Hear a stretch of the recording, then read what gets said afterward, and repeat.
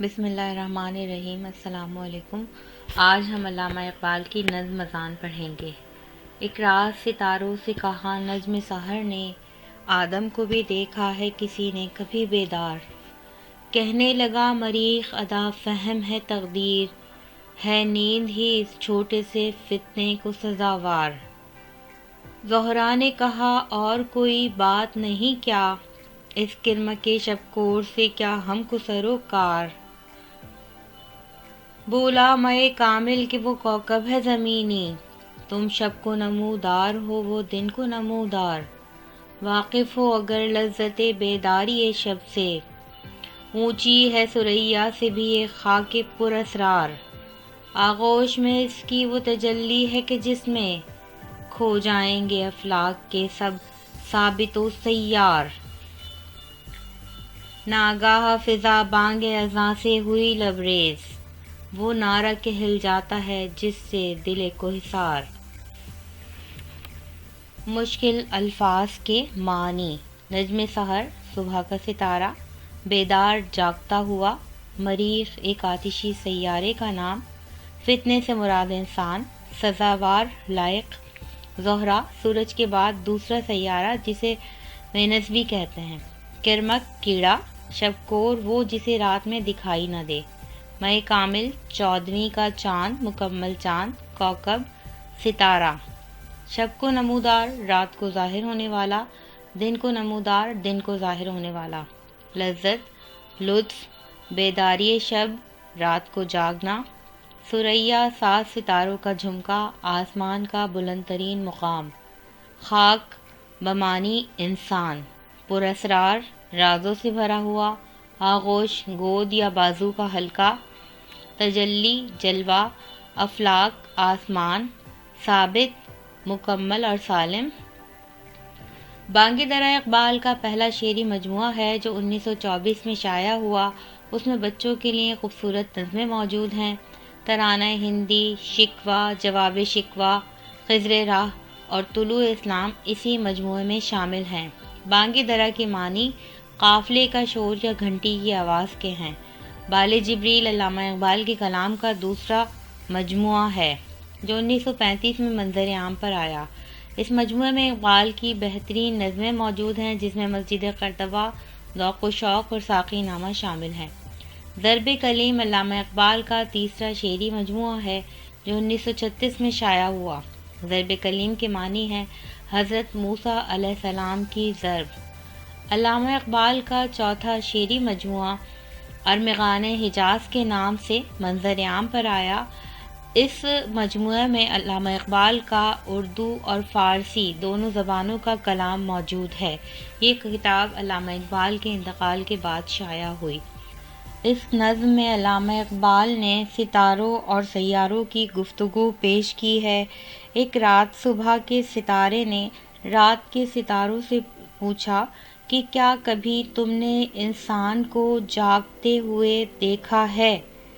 اس پر مریخ نے کہا کہ انسان جو ہے وہ تقدیر کی اداؤں کو جاننے والا ہے، لیکن اپنے سونے کی وجہ سے، اپنی نیند کی وجہ سے وہ ہر چیز سے غافل ہو جاتا ہے، محروم ہو جاتا ہے۔ تو اس پر زہرہ نام کے سیارے نے یہ گفتگو سنی تو کہا کہ تمہارے پاس کوئی اور بات نہیں ہے کہ تم انسان کے بارے میں بات کر رہے ہو۔ انسان ایک ایسا چھوٹا سا کیڑا ہے جس کو رات میں کچھ نظر نہیں آتا۔ تو اس پر چاند نے ستاروں اور سیاروں کی گفتگو سنی۔ 14ویں کا چاند اس وقت آسمان پر موجود تھا۔ 14ویں کے چاند نے کہا کہ انسان جو ہے وہ زمین کا ستارہ ہے اور وہ دن کو نمودار ہوتا ہے، جبکہ تم آسمان کے ستارے ہو اور تم رات میں نمودار ہوتے ہو۔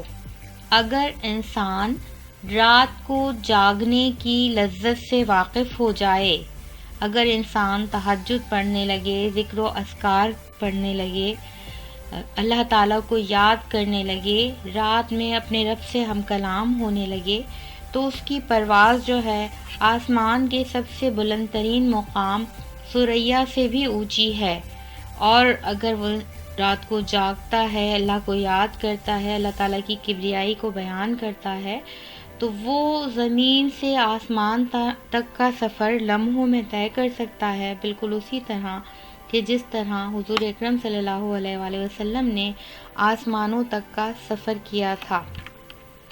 اور اللہ تعالیٰ نے انسان کو وہ طاقت، وہ صلاحیت دی ہے کہ اگر وہ اپنے بازوؤں کا حلقہ بنائے تو اس میں آسمان کے تمام ستارے اور سیارے آ کر سما جائیں گے اور ایک لمحہ بھی نہیں لگے گا۔